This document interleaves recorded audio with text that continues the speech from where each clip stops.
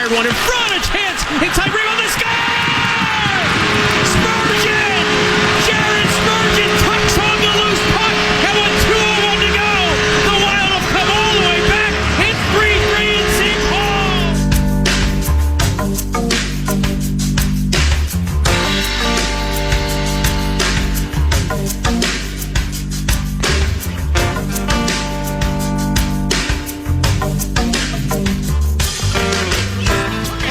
Blocker save Boston, and the Wild win. He flushed out his right arm, denied Donato, and the Wild stormed back from a 3-0 deficit. They stunned the Blackhawks in the shootout, 4-3 the final. What up, 9 to noon on a Thursday? It's Nordo in for PA, and we'll get to the TimberTech set list momentarily. Ben Gessling, Ron Johnson joining me later on, but the first hour dedicated to the Minnesota Wild. Puck drop shortly after 7 p.m. this evening.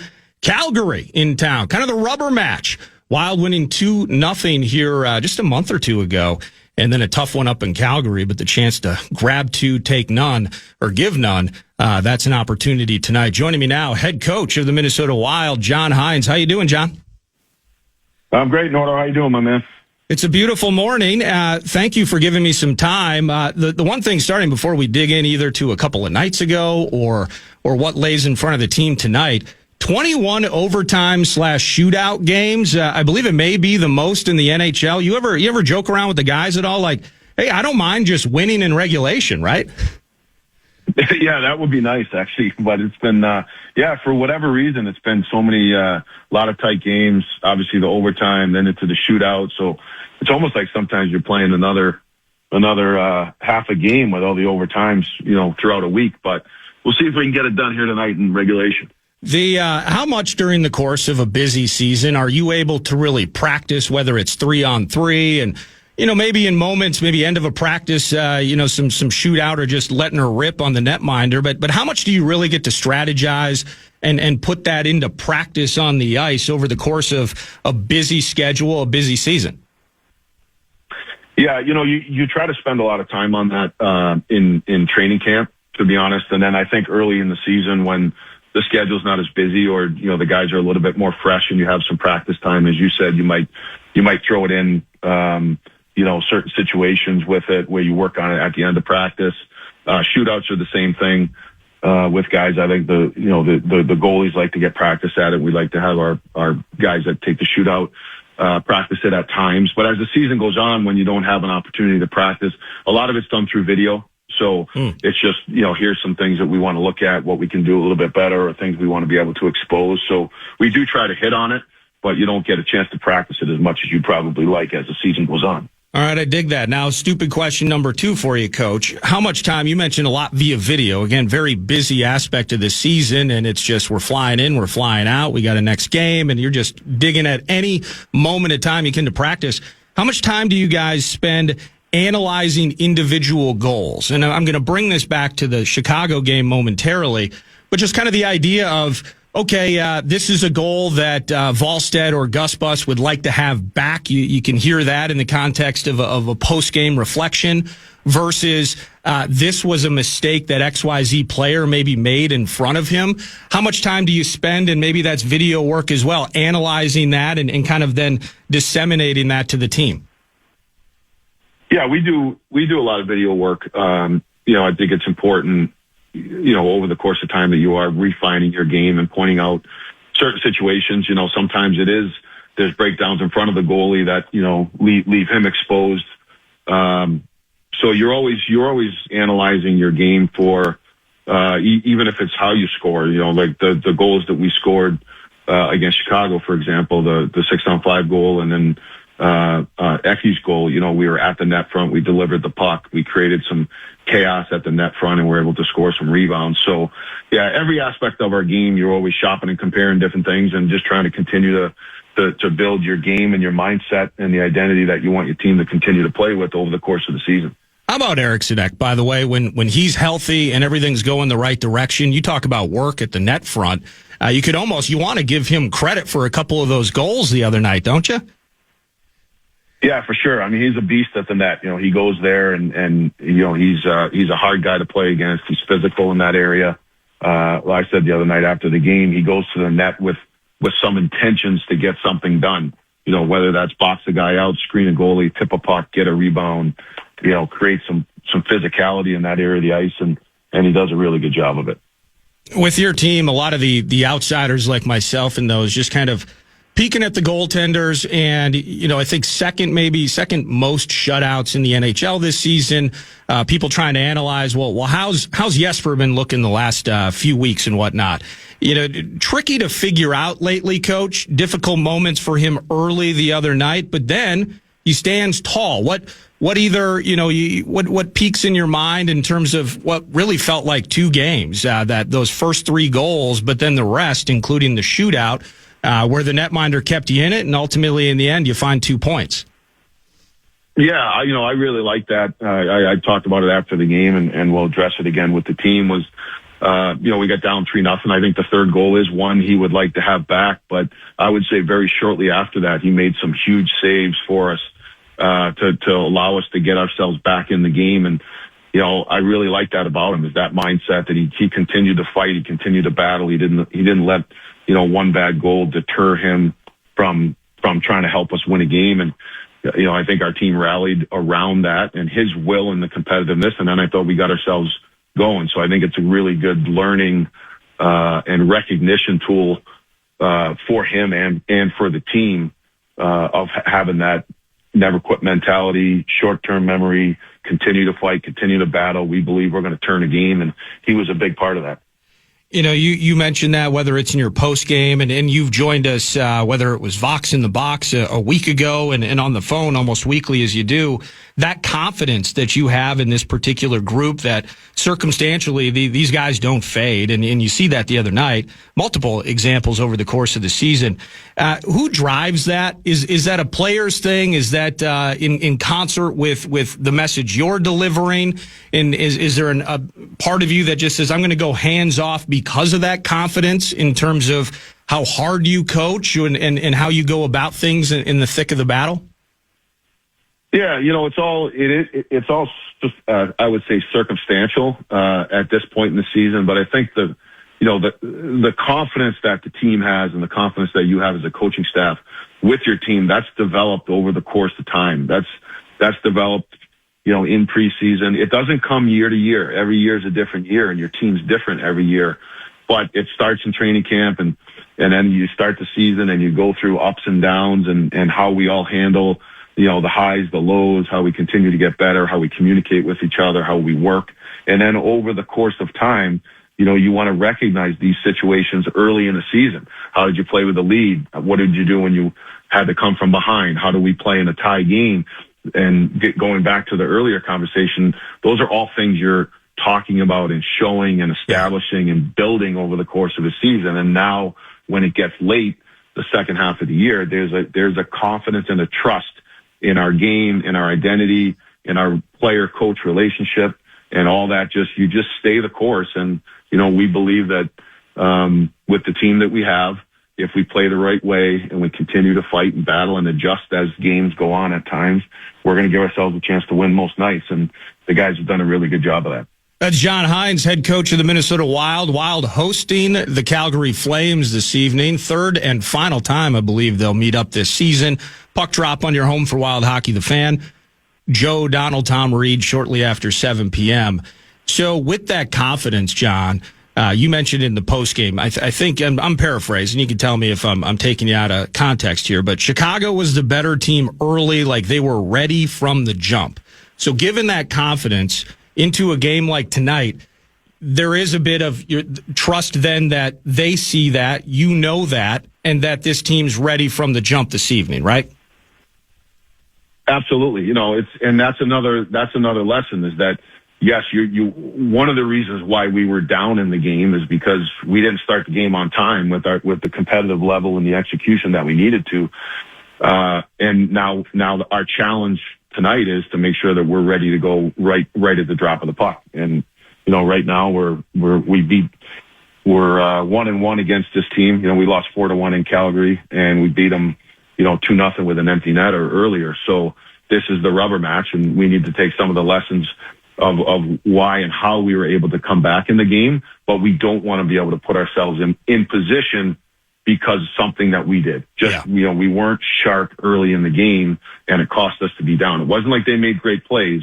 It was more on us. So we need to control the controllables, which is make sure that we're mentally and physically ready to start on time tonight. Man, your penalty kill was on point last game, especially in OT, and that's kind of the story of that last matchup you had with Calgary, John, is 5 or 6 power play opportunities in Calgary and just couldn't finish. And Chicago kind of on the wrong side of that the other night. It does feel kind of the battle as your PK finds its consistency with a Calgary team that struggles with the man advantage. Maybe that's led to really 2 very tight matchups between your squads this year. It has.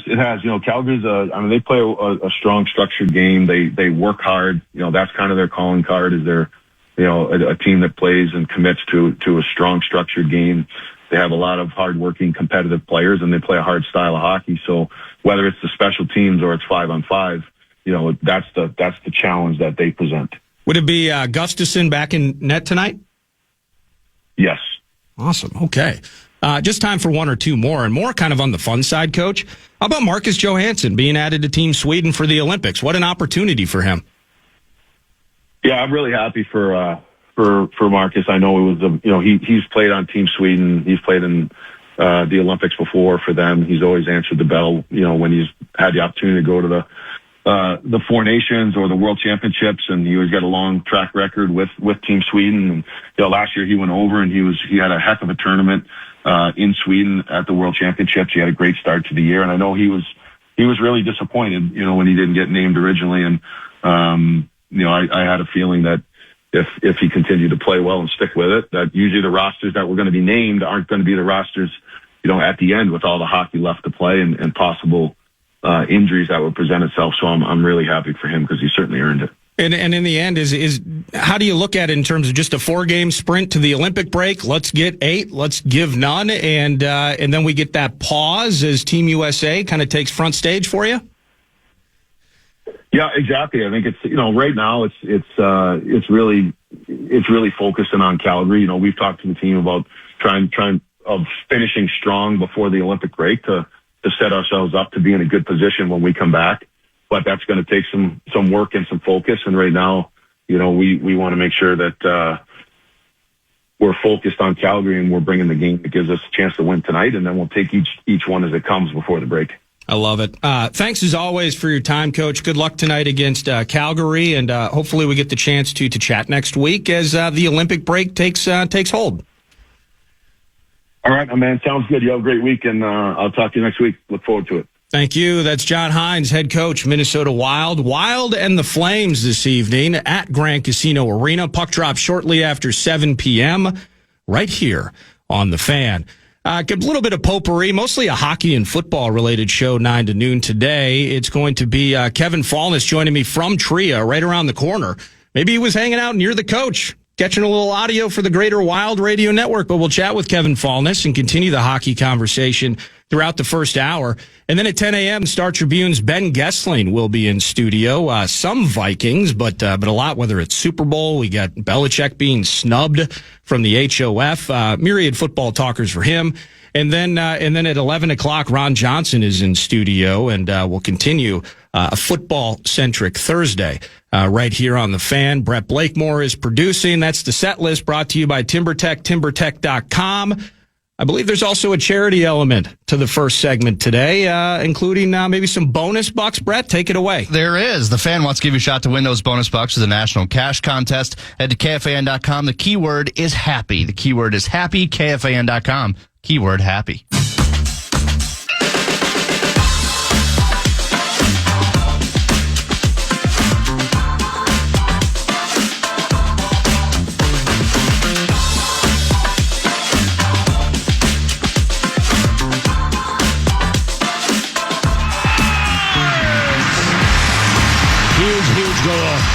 Second shootout goal of the air for Kaprizov. Volstead out to greet him.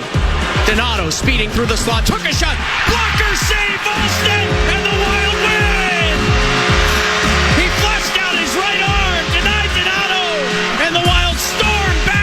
3-0 deficit. They stunned the Blackhawks in the shootout, 4-3 the final.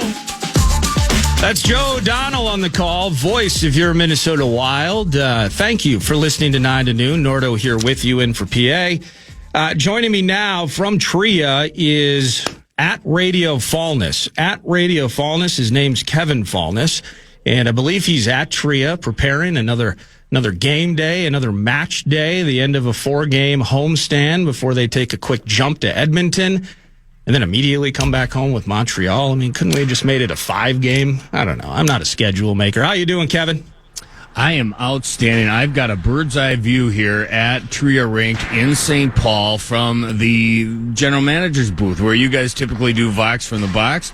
I didn't think there'd be anyone on the ice, and as I look, Connor Beaupre's the guy taking shots, and of all people to be out there about an hour before they have their probably optional skate, it's Quinn Hughes. This makes no sense to me whatsoever. He logs 30 minutes of ice time, and he's out here a full hour before an optional skate. So unless there's something going on that I don't know about, he's out here doing, I don't know, twirls and 360s and really flummoxing Connor Beaupre. Some axles, maybe some Lutzes, potentially. None of that. No jumps in the air, but just the fancy footwork that I guess he's working on. Yeah, he's impressive, and I love sounds of hockey in the background. Do you have Bill Guerin's personal space heater on while you're sitting up there? You know what? I wish I did. It was cold getting in my car this morning, extra early for you, I might add. I got the heater on. It got going about the time that I got into St. Paul. I get out. It's a very cold walk from my car to Tria Rink, and I'm sitting up here, and it feels like it's colder than it is outside.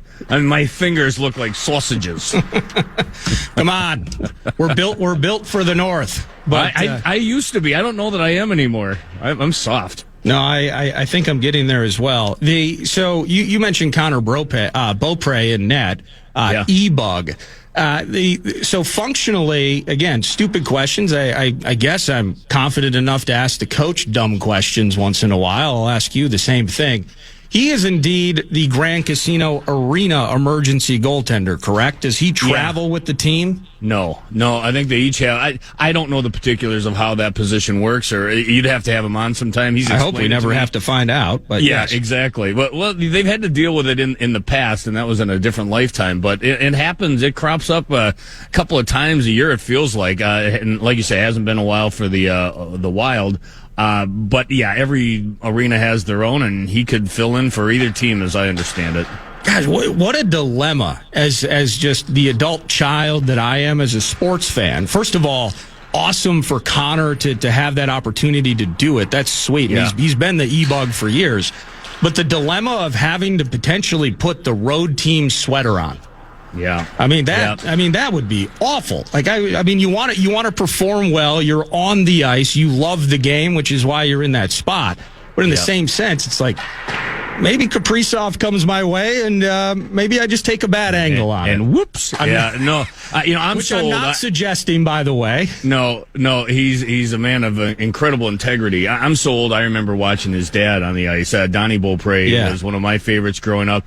We had an alumni deal this weekend, and it featured Marc-Andre Fleury, and we got a chance to talk to him about his foundation and starting his career under the guise of Gilles Malache, another guy that used to tend the nets for the Minnesota North Stars. And these are just old-time classic names that I think ring a bell with most folks that live around this area, especially of my age group. Just classic names. And every time I see Connor Beaupre, I get a flashback to my youth. So whether it's pre and post and chatting with Tom during intermissions, and then, of course, beyond the pond, and all the work that you do for the Minnesota Wild, you heard my conversation last segment with head coach John Hynes. You even, I believe, posted on X that he confirmed that Gus Bus is going to be back in net. Let's start between the pipes, Kevin. A tale of 2 games within one, it feels like for Jesper. And, optimism after a victory lends you to lean towards that second part of the game where he was standing tall. But can't forget about the tough position that he put the team in. And really, you heard John talking about it, not being ready from the jump, kind of put everybody in a bad spot. And Wallstedt was kind of wearing that, it felt like, around his neck until things kind of started to change late second period. He had such a remarkable start to the season. Even in October, when the rest of the team wasn't playing well, he was playing well. His numbers were great. And then in November and December, he took off. Something's happened in the last, 10 starts, and that includes the first half of that game against the Blackhawks. He had lost 3 straight starts, the Great Wall of St. Paul, 2-4-2 in his previous 8 starts, and his numbers were starting to balloon in the wrong direction. So he needed a game like that he ended up getting for the Chicago Blackhawks against the Blackhawks. He needed that finish in the worst way. He gave up that softie while they're down 3-0, and you think they're going to pack it in at that point because it didn't look like they were in this hockey game. The team didn't start on time, and Jesper Wallstedt did not look good. But something sparked from that point forward. They got the Yakov Trenyan goal to get them going there in that second period, and then they fought all the way back with a pair of goals in the third period. But don't forget, the Blackhawks I'm talking about had some great opportunities, especially in the third period. They had 5 shots on Wallstedt in the overtime period. And he shut the door for the rest of the way. So as bad or as off his game as he was early on, that's how good he was later. And hopefully this is what spurs him going forward. Because, there's a lot of trade speculation, and he's part of the rumor mill and all that other good stuff. But for my money, you need 2 solid goaltenders in your back pocket, especially coming down the home stretch. The playoffs are a whole different animal, but you got to get there first, and there's so much hockey in so little time that you need 2 valuable goaltenders, and right now the Wild have that, especially when Wallstedt's on his game. Now, I know with all your duties that one of them is definitely not sitting in a room with Bill Guerin making suggestions in terms of potential transactions and trades. Yeah. Trade deadline, I believe, is after the Olympic break, like early March. Let's call it, it's like the 5th or the 6th, I think. Yeah. But to that end, that's what I've been reading a ton of. You mentioned it, is what Wallstedt could potentially get in return. Well, another big swing from Billy G. We're going all in, terminology like that. And I'm kind of in your camp here, Kevin, where it's been tough to watch recently, which by the way would inherently maybe, I guess, water down or dilute his trade value if you're thinking about a big swing. But then the other end of it is you do need to. You do need that secondary option. And we don't have the Shesterkin or the Vasilevsky or the absolute stone cold number 1 best goaltender in the NHL. We need that guy that might be able to come in a spell. So I just think what could be gained from a transaction like that, but maybe what's lost is something to focus on too.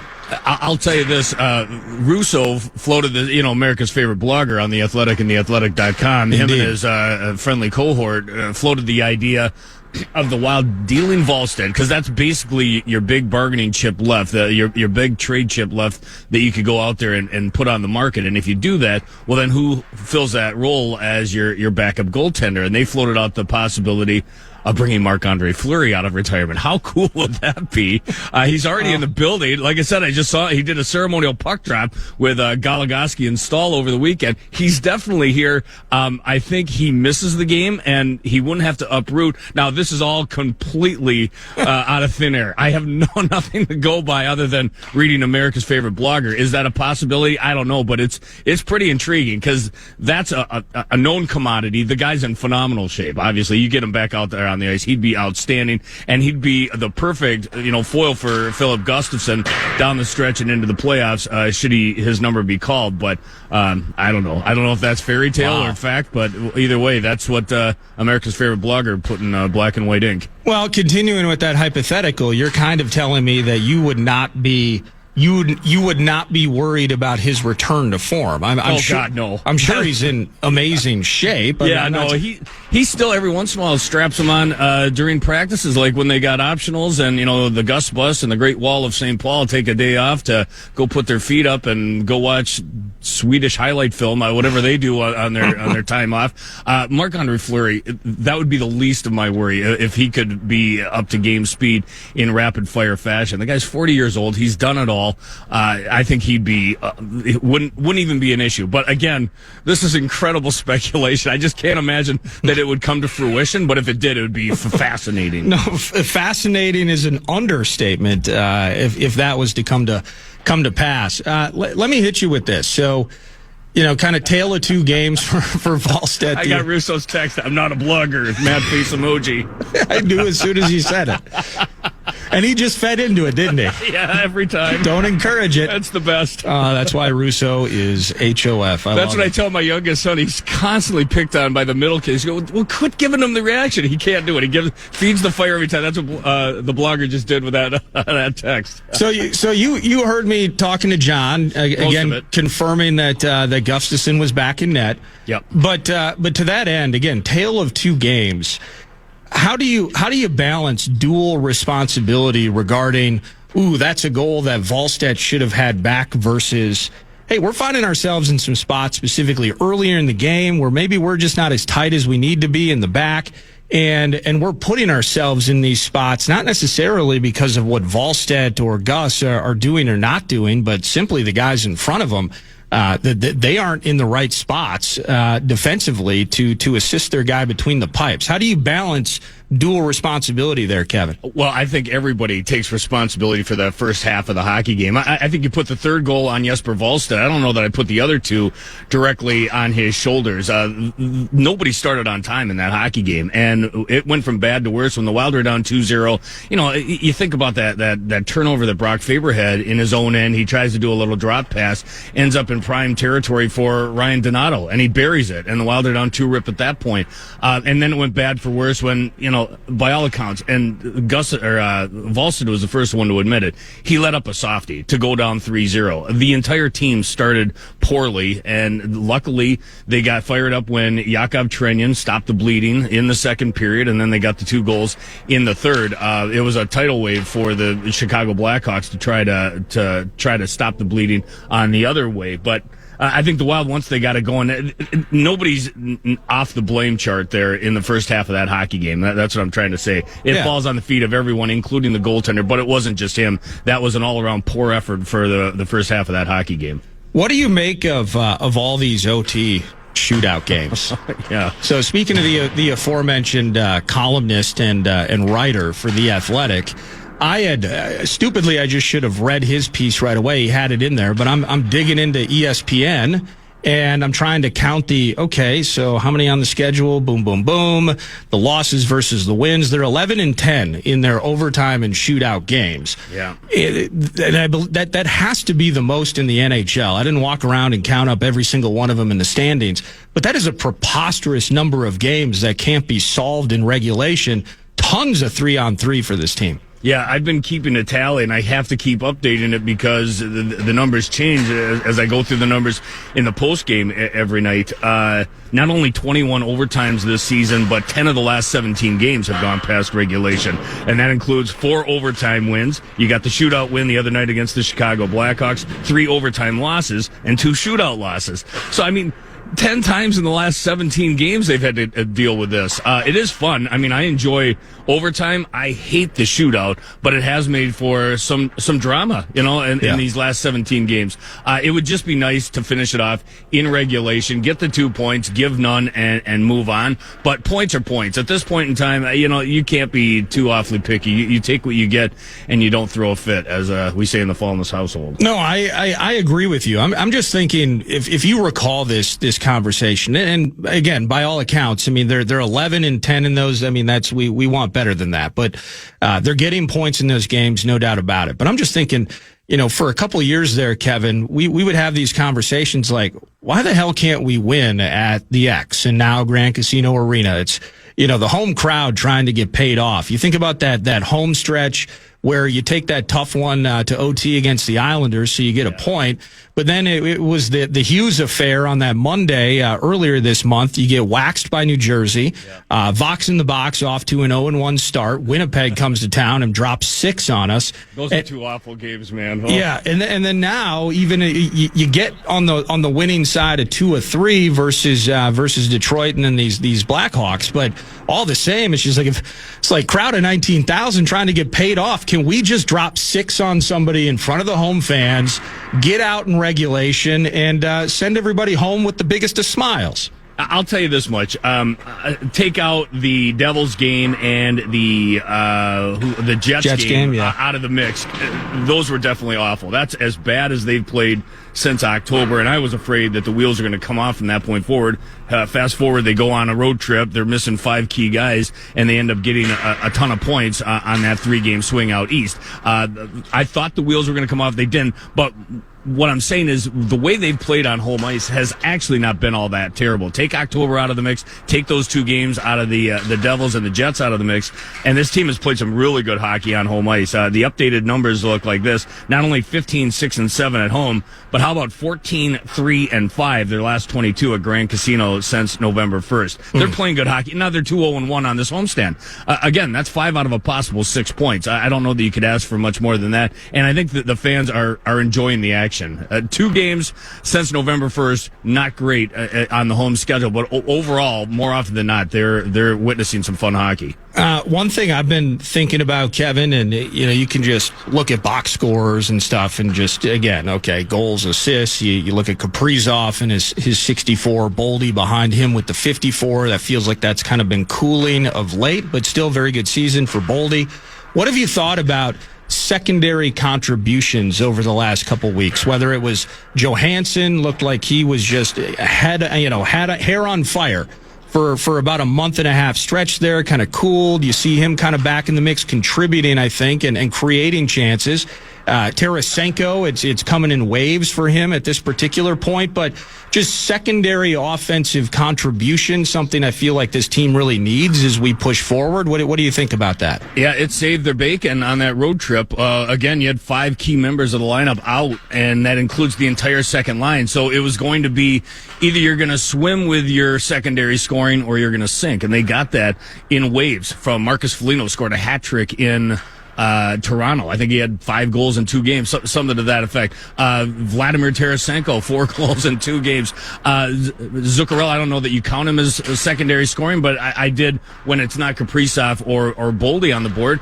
And Hartman as well has been electric. So, I mean, the other 2 guys, when we talk about Batman and Robin and Kaprizov and Boldy combining for almost 60 goals, that's going to be your bread and butter. But other guys have been adding into the mix. And not only that, you're getting contributions on the blue line, whether it be a Brock Faber. I mean, Quinn Hughes, all he does, he's an apple factory, setting up assists. And Jared Spurgeon the other night scoring as well. I think the biggest key for this team coming out of the Olympic break, hopefully, God willing, they come out of Milan healthy, and then you get Jonas Brodin back on track. Because if you got Jonas Brodin and everyone else on your blue line is healthy, 1-6, that might be your best defensive core in the NHL. Is there a vibe? It's that Brodin would be healthy coming out of the break. Is that something right now? I mean, just so much is unknown about that. And Brodin, by the way, I saw something. I'm not trying to put you on the spot, so I'm just going to throw it out there. And if I'm wrong, I'm wrong. But just kind of the injury issues with Brodin, like getting 65, 70 games out of a season out of him, it's been tough sledding, man. And with this Olympic break, maybe it's not a great time for some, but maybe that's the perfect time, and you just kind of hope at this stage that you're going to have Brodin with some momentum out of the pause. Yeah, I mean, that's the hope. I mean, in the big picture, that's the hope coming out of that. That would be the best case scenario. It sucks for him. I mean, this must be just awful. You finally get an opportunity to represent your country in the Olympics, and as much as everyone loves representing their team in the Stanley Cup, and all that is awesome, and there's so much fun about Stanley Cup playoff hockey, it goes to another level for these guys when they're representing their country and wearing their country's colors on that Olympic stage. And for him to have that opportunity stripped from him because he's just not healthy enough, I think it's incredibly unselfish of him to make the decision to say, okay, I'm going to forego that, instead take care of whatever it is that's ailing me and be ready for the home stretch, because that's going to be the most important time for this franchise coming into the post-Olympic stretch. It sucks for him that he has to miss it, and it opens up another opportunity for another Swedish player to get in, and it also, on another level, Marcus Johansson gets in to fill the void in the front end, so that's a dream realized for him. But just a hard blow for, I'm sure, Brodin to accept that he has to miss the Olympics. But from a selfish standpoint, from a Wild fan standpoint, that should mean good things coming down the stretch. He should be healthy, wealthy, and wise coming out of that Olympic break, along with all the Wild Russians. They should be relaxed, nice and tanned, and ready to go for the most important hockey of the season.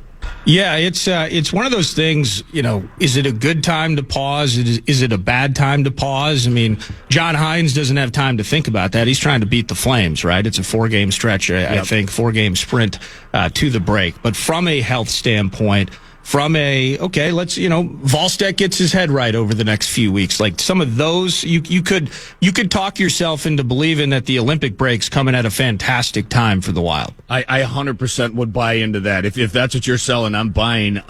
There's been so much hockey. They had played half their regular season schedule by January 1st. I mean, that's unheard of. They're playing 15, 16 games a month, and that means you're playing on an every other day average, and they're squeezing in 3 games in 4 nights, 6 and 9. It's just incredible the amount of hockey these guys have played, and there's no wonder that the injury situation is cropping up around the National Hockey League, not just the Wild. I mean, that's what we concentrate on, and certainly the Wild have been battered and bruised the last few years, but this year in particular, because this is what we're in the middle of, they've dealt with injuries throughout the course of this season. The good thing is they, knock on wood, you haven't had to deal with it with your goaltenders, and you haven't had to deal with Kirill Kaprizov, so they've been able to stay afloat.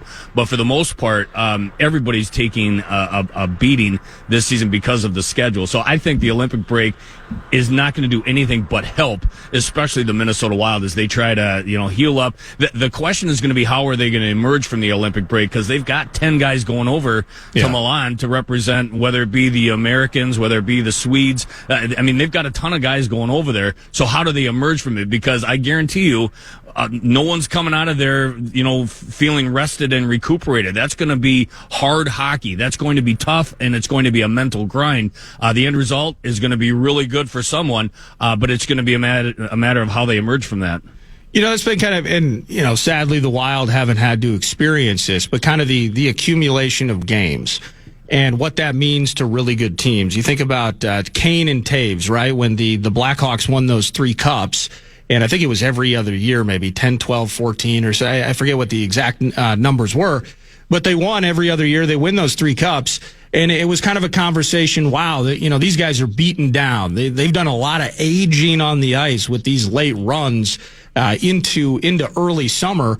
And do you feel like, is that kind of what you're intimating here is kind of the idea that there's going to be some players, the combination of 82 games plus an Olympic run plus potentially a playoff run, like that's a lot of miles, a lot of tread taken off the tires in one stretch. Yeah, that's why you got June, July, and August, and there's not a lot going on. They get that 3-month break at the very least to just sit back, relax, and think about what they accomplished or what they want to do for the upcoming season. It's a grind for every one of these teams and every one of these players, and especially think of what, like the Florida Panthers, for example, what they've had to go through. And on a different note, the Edmonton Oilers, they've played a ton of hockey, but they haven't been rewarded like the Panthers have.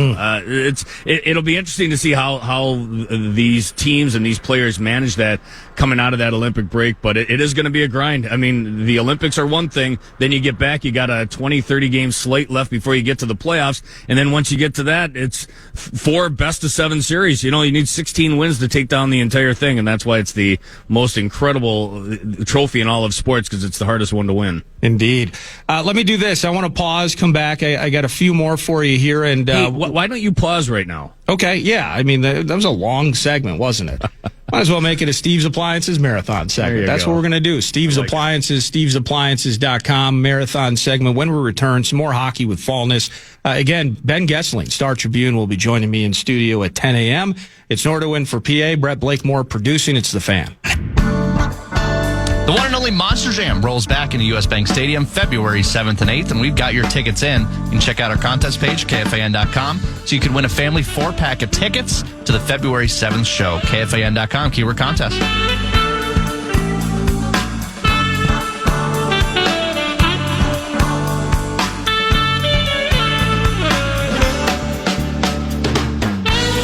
Welcome back, 9 to noon, Nordo in for PA. Music brought to you by your nearest elevator.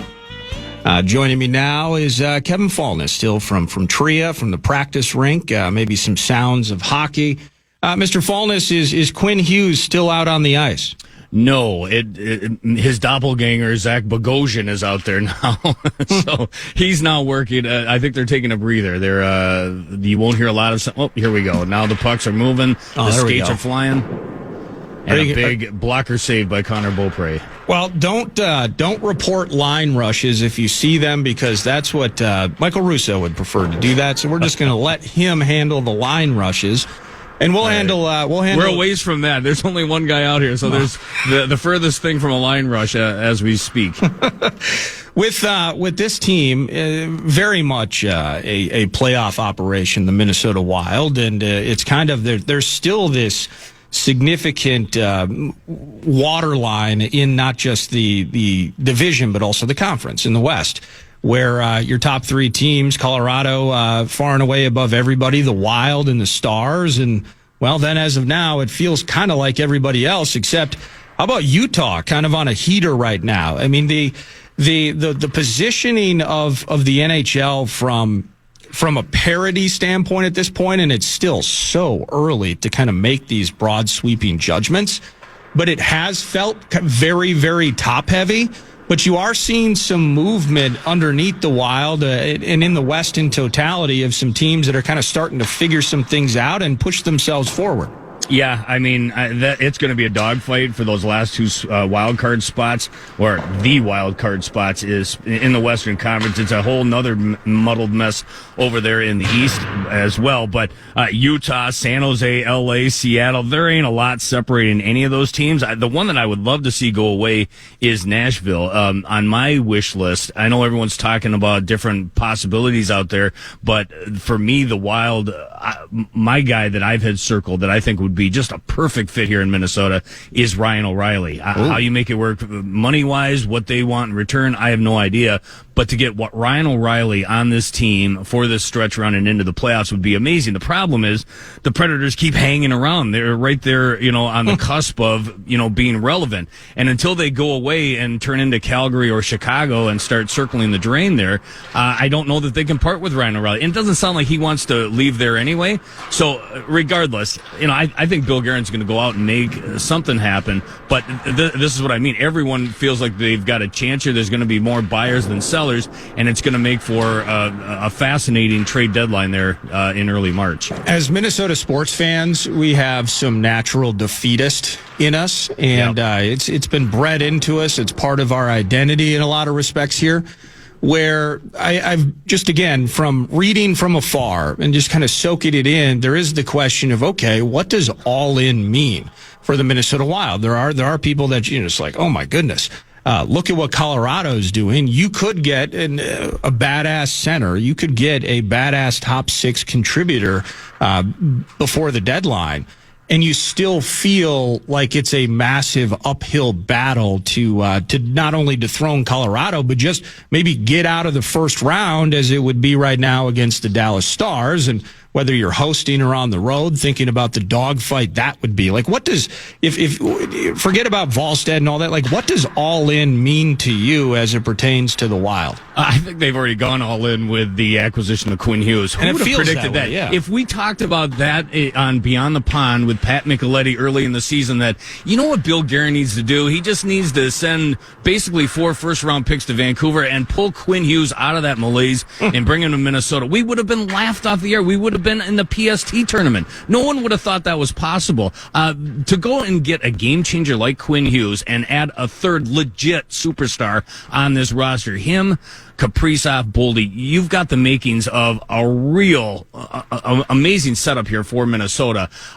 So to me, they've already gone all in. Now, what do you do to push it to that next level? And that's the question that is going to be sitting on at the feet of Bill Guerin, because like you said, I don't care what they do. There's no guarantee that this will get them out of the first round for the first time since 2015. This is just a gauntlet of, the league in general is a bastard regardless. But then you got to deal with the monster, the three-headed monster in the Central Division. Yeah. As good as the Wild are, they've got to deal with the Dallas Stars, most likely in the first round. Get past them, climb that Mount Everest, and then you got to deal with the Colorado Avalanche that are on another level from everyone, with Makar and McKinnon and all the toys that they have at their disposal. So no matter what what they do. There's no promises. That nothing's guaranteed, but it's better to do something than nothing and take your chances. You've got probably the best team in franchise history, and that's saying a lot. 25 years the Wild have been around.